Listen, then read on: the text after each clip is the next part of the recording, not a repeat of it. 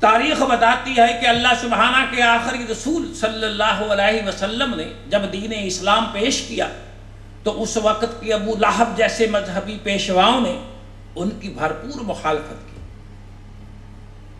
کیونکہ یہ ان کے مذہب جسے وہ آباء و اجداد کے مذہب سے، بزرگوں کے مذہب سے منسوب کرتے تھے، اس کے خلاف تھا۔ اللہ سبحانہ کے دین کو ماننے سے نہ صرف وہ مذہبی اجارہ داری سے محروم ہوتے تھے بلکہ ان کی سرداری بھی خطرے میں پڑ جاتی تھی، اس لیے انہوں نے دین کی بھرپور مخالفت کی۔ اور تاریخ شاہد ہے کہ پھر کس طرح دین اور مذہب کا ٹکراؤ ہوا، کس طرح بات جنگ و جدل تک پہنچی۔ مسلمانوں، بظاہر یہ دین اور مذہب کا ٹکراؤ تھا، لیکن حقیقت میں یہ دو نظاموں کا ٹکراؤ ہے۔ ایک نظام باطل جو مذہب کا پیروکار ہے، اور دوسرا نظام حق جو توحید کا پرستار ہے۔ آخر ایک دن اللہ سبحانہ کے رسول کا دین غالب آتا ہے اور مذہب مغلوب ہو جاتا ہے۔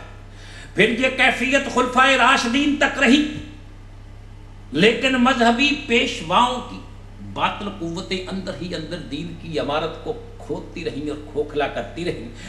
ایک دن دین کی یہ عمارت دھڑام سے نیچے گر گئی۔ دین کی عمارت کو گرانے میں مذہبی پیشواؤں نے ہمیشہ کی طرح اس دور کے سلطانوں کا سہارا لیا اور انہیں سہارا دیا۔ نتیجہ اس کا یہ ہوا کہ خلافت ملوکیت میں بدل گئی۔ اب ملک میں خلافت کی جگہ بادشاہت نے لے لی۔ اس دور میں کچھ لوگ ایسے تھے جو دین پرست تھے، اور مسلمانوں، دین پرستوں کی موجودگی میں بادشاہت قائم نہیں ہو سکتی، لہذا ان دین پرستوں کے گلے کاٹے گئے۔ کربلا میں حضرت حسین اور دین پرست معصومین پر کرب اور بلا کی انتہا کی گئی۔ مکہ کے حرمت والے شہر، حرمت والے گھر کعبۃ اللہ میں حضرت عبداللہ بن زبیر جیسے دین پرست کو پھانسی دی گئی۔ اس کام میں مسلمان مذہبی پیشہ وروں نے نمایاں کردار ادا کیا۔ انہوں نے عام مسلمانوں کو مذہبی بحثوں میں الجھایا، مسلمانوں کے اندر ایسے ایسے عقائد پیدا کر دیے کہ مسلمان دین کی اصل تعلیمات سے بہت دور چلے گئے، اور ایک دن یہ دین مفقود ہو گیا اور مذہب غالب آ گیا۔ مسلمانوں، دین قانون فطرت اور احکام الہی کا ترجمان ہے۔ مذہب انسان کو حکمران بناتا اور ان کی چاپلوسی سکھاتا ہے، جبکہ دین ان سے دو ہاتھ کرتا ہے۔ مذہب شرک کو جنم دیتا ہے، دین توحید کا علم بردار ہے۔ مذہب کئی بتوں کی پوجا کرواتا ہے، دین ایک خدا کی پرستش کا درس دیتا ہے۔ حاکم اور مذہبی رہنما مذہب کے نام پر اپنی حکومت کو استحکام بخشتا ہے، مجبور کمزور انسانوں کا استحصال کرتا ہے۔ مذہب قبروں کے پجاری پیدا کرتا ہے جو غرض مندوں سے رقمیں بٹورنے کے ساتھ ساتھ ان کی عزتیں تک لوٹ لیتے ہیں۔ مذہب عشق رسول کی آڑ میں نعتوں کا معاوضہ وصول کرتا ہے، مزاروں پر دمالے ڈالتا ہے، قبر کو زندہ انسان کی طرح غسل کرواتا، چادروں کی صورت میں ان کے لباس تبدیل کرواتا ہے۔ مذہب 11ویں شریف کے نام پر شرینیاں بٹواتا ہے، دھونی رچاتا ہے، دمادم مست کلند کے نعرے لگاتا ہے، دم مارو دم کی تسمیاں کرواتا ہے، حق حقوق کی محفلیں سجاتا ہے، پیروں کی قدم بوسی کرواتا اور ان کو اس امید میں نذرانے پیش کرواتا ہے کہ قیامت کو اس کے سفارشی ہوں گے، جبکہ دین ان تمام خرافات سے پاک، صاف اور مبرہ ہے۔ مسلمانوں، دین تو کہتا ہے کہ وہاں کسی کے عمل کسی دوسرے کے کام نہ آئیں گے، وہاں کسی کا کوئی سفارشی نہ ہوگا، وہاں کوئی نبی، ولی، پیر، فقیر، آل اولاد، مال و دولت، نظر اور نیاز، رشوت اور سفارش کچھ بھی کسی کے کام نہ آئے گی، جبکہ مذہب ان تمام باتوں کو جائز اور ایسا کرنے کی ترغیب دیتا ہے۔ دین کہتا ہے کہ بخشش اور جزا اور سزا کا اختیار تو صرف اور صرف اللہ سبحانہ کو ہے، مگر مذہب کہتا ہے نہیں، یہ ہمارے سادھو سنتوں، مجذوبوں، ملنگوں، پیروں، مرشدوں، اماموں اور معصوموں کو ہے۔ دین شرک سے منع کرتا، مذہب شرک کی تلقین کرتا ہے۔ دان اور دولت، مال اور اولاد اللہ سبحانہ عطا فرماتا ہے، مذہب پرست کہتا ہے یہ سب پیر نے دیا ہے۔ دین تو مسلمانوں جہاد جد و جہد کا نام ہے، جبکہ مذہب ہڈ حرامی دوسروں کی کمائی پر عیش و عشرت کرنے کا نام ہے۔ مذہب مزارات کے طواف کرنے کا نام ہے، قبروں کے متولیوں کی خدامت اور چاکری کا نام ہے، 5 نمازوں 30 روزوں اور روزوں کی زیارت کا نام ہے، جبکہ دین حاکم الحاکمین کی مکمل اطاعت اور انسانی حقوق کی اکمل حفاظت کا نام ہے۔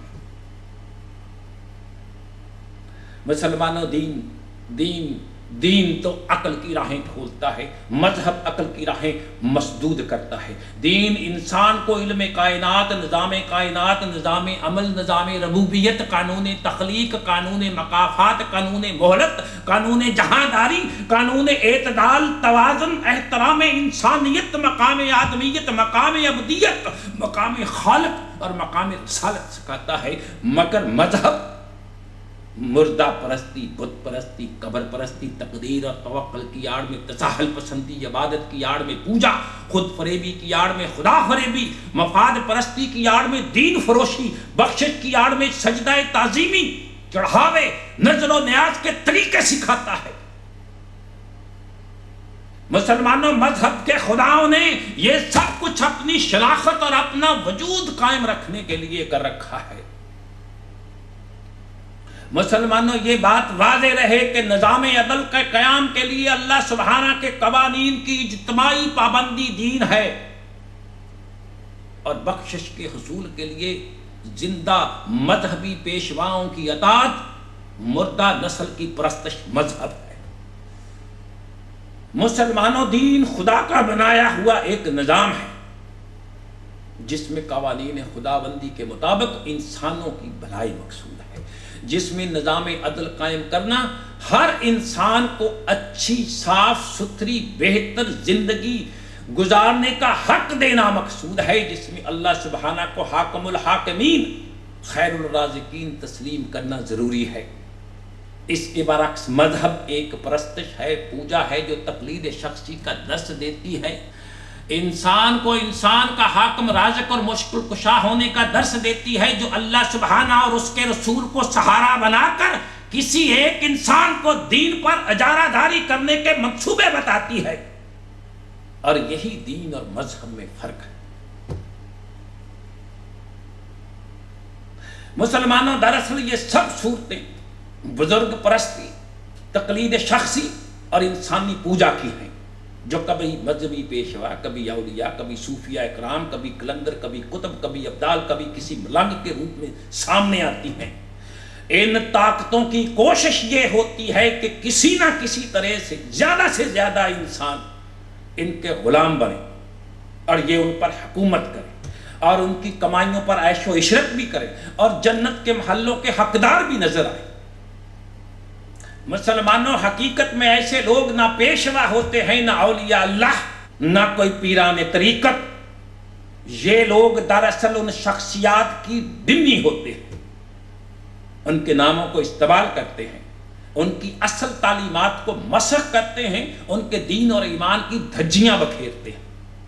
سادہ لوگوں کو اپنی ولایت کا غلط تاثر دے کر لوٹتے ہیں، اپنے آپ کو صاحب کمال، صاحب کشف، خدا کا دست راز بتا کر عام مسلمانوں کی کم علمی اور کم فہمی سے فائدہ اٹھاتے ہیں، اپنی تجوریاں بھرنے کے لیے مریدین کی جیبیں خالی کرتے ہیں، اپنی نفس پرستی کے لیے دوسروں کو نفس کشی کا درس دیتے ہیں، اپنے جھوٹے وقار کے لیے اپنے بزرگوں کے روضے اور گنبد بنواتے ہیں، لوگوں کی آنکھوں میں اندھیرا ڈالنے کے لیے اپنے آستانوں پر چراغاں کرواتے ہیں، اپنی باتوں کو سچ ثابت کرنے کے لیے علماء سو، شاعران بدخو، قصہ خواں اور نعت خواں گویوں اور قوالوں کی خدمات حاصل کرتے ہیں، اپنی پارسائی کے لیے درویشی ٹوپیاں، لمبے لمبے چوگے پہنتے ہیں، اپنے آپ کو عالم ظاہر کرنے کے لیے شکلیں اور چہرے عالمانہ بنا لیتے ہیں، اپنے آپ کو عابد اور زاہد دکھانے کے لیے حق ہو کے نعرے، لمبی لمبی تسبیحوں کا سہارا لیتے ہیں، اور کیا کیا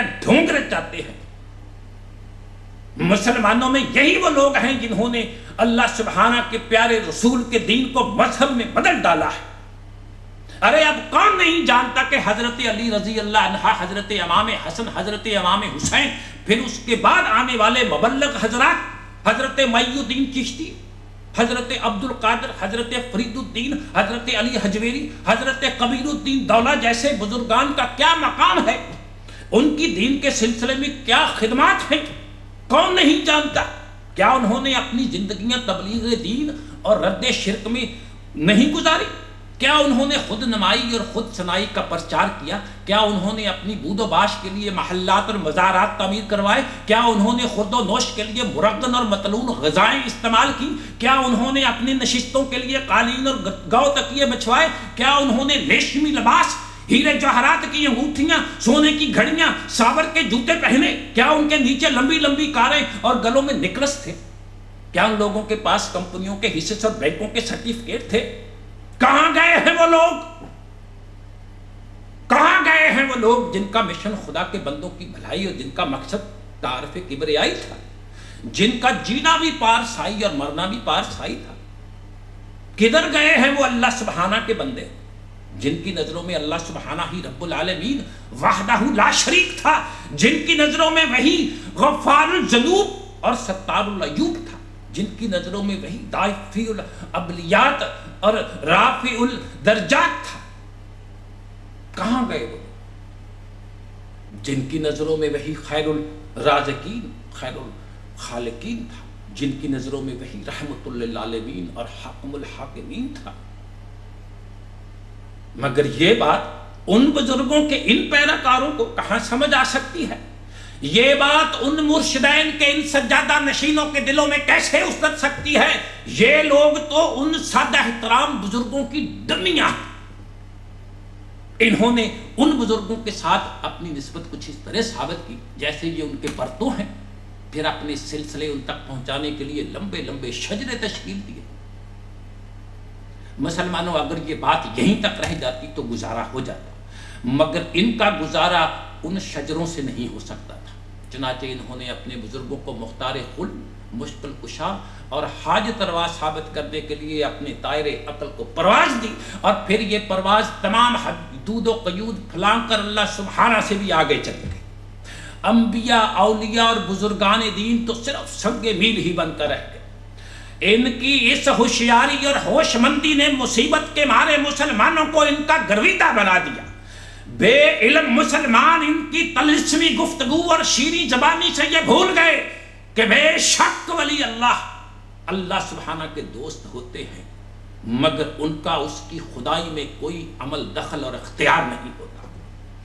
مسلمانوں، یہ بات بالکل ایسے ہے جیسے نوید انعام کا دوست ہے، مگر اس کا اس کی بیوی اور اس کے بچوں میں کوئی اختیار نہیں۔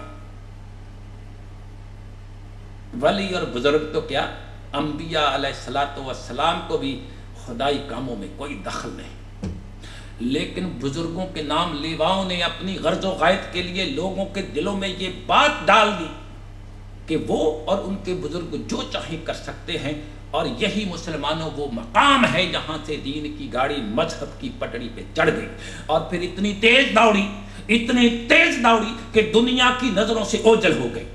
بسیار تلاش کے دین کی باڈی دکھائی نہیں دیتی، شرک کا گرد و غبار ہے کہ ہر طرف چھایا ہوا ہے۔ آج شرک کی مٹی نے اڑ اڑ کر مسلمانوں کے چہرے چھپا دیے ہیں اور حلیے بگاڑ دیے ہیں۔ اس دین کی گاڑی کے ڈرائیور اب ملا اور پیر ہیں، اور گاڑ کوئی مست ملنگ ہے، اور گاڑی ہے کہ کھچا کھچ جہنم کی طرف بھاگتی جا رہی ہے۔